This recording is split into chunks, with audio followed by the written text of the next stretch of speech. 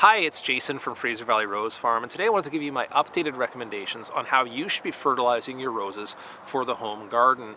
This is going to be a shorter video, I hope, and point form, so I can get straight to the point and the recommendations. I have a longer video with the full discussion and the evidence that I've based these conclusions on. I'm going to link that up here if you want the longer discussion, but for this video, let's get to point number one. And that point is, pay no attention to the marketing that's on the outside of the package. If it tells you that this is a specific rose food, well, there is no difference between a rose fertilizer and a conventional fertilizer for elsewhere in the garden. That's all marketing. If they put on the package that it's going to give you huge roses, you have cause to be suspicious of those claims. So forget all the marketing on the outside of the package. It's what's inside that counts. Point number two, real quick, is that there's a difference between fertilizing in a pot or a container and fertilizing in the ground in the garden.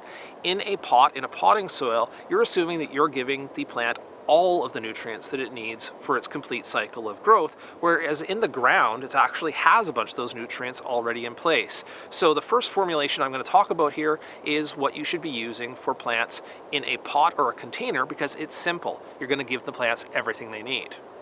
Okay, on to point number three. What do your roses actually need? And you can break that up into the major nutrients, the ones that are listed on the front of the package, the N, P, and K, the secondary nutrients that they need in large quantities anyway, and the micronutrients. Let's tackle those major nutrients first, because that's what people tend to focus on. The NPK ratio that is supported by the evidence is anywhere between 3:2:2 NPK or 3:1:3 NPK, which means you have a relatively high level of nitrogen, either a much lower or a little bit lower level of phosphorus, and either a little bit lower or almost the same level of potassium. That's what the research shows gives you the best plant quality and best flowering for your roses. So that's what the evidence indicates. You will find that those commercially prepared fertilizers that I talked about in the first section often have much higher levels of phosphorus than are recommended or are supported by the evidence. That's why you have to know that the marketing is nonsense. The second group that you need to think about a little bit, if you found a sort of an NPK that suits you, is that the secondary nutrients that roses need in fairly good quantities are calcium, magnesium, and iron, and you can have those formulated into the mix or the blend that you're feeding your roses, or you can supplement them separately, and micronutrients as well in very small amounts, and you have to think about those. And you can choose something like kelp or an organic amendment that has tons of micronutrients in it to help you along to get those into the pot. Point number four, how do you convert that to roses in the garden? Well, roses in the garden may have many, if not all, of the nutrients present in the soil already. So that's really good news, isn't it? You could get good growth out of your roses without having to lift a finger fertilizing. It also makes it tricky if you want to supplement, because a lot of stuff is already there. And if you add too much of any particular nutrient, it can actually be harmful to the plant. So, what can be useful in this regard is, of course, getting a soil test. For various reasons, gardeners don't get soil tests, but it can be really useful in figuring out what is missing, and then you can just supplement that one or just a very few of nutrients up to their recommended levels, and then you can get good performance in your garden.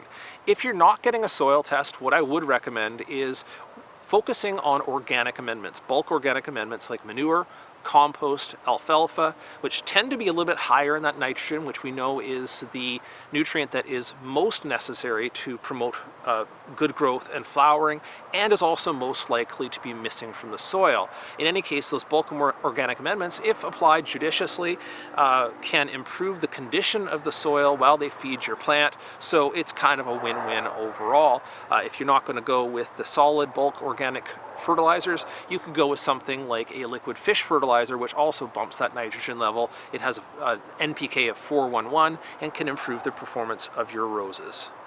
Point number five is not to become unnecessarily fixated on one or another of the nutrients to try to improve the condition of your roses. I'm talking about you, the people who keep on adding magnesium sulfate or Epsom salts to your roses. Magnesium is not a magic bullet by any means, and is needed by the plant in relatively small amounts compared to the other major nutrients. It is necessary, but in small amounts, so don't focus or obsess upon that one nutrient as the magic bullet to fix your roses. Neither with iron, neither with calcium.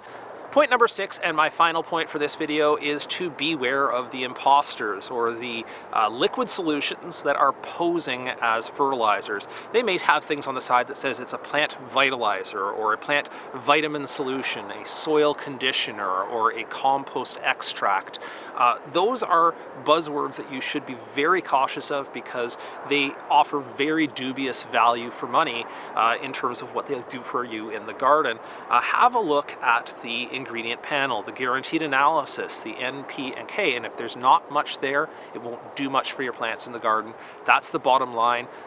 They are a particularly poor value for money at every case that I've looked at. Can be wrong.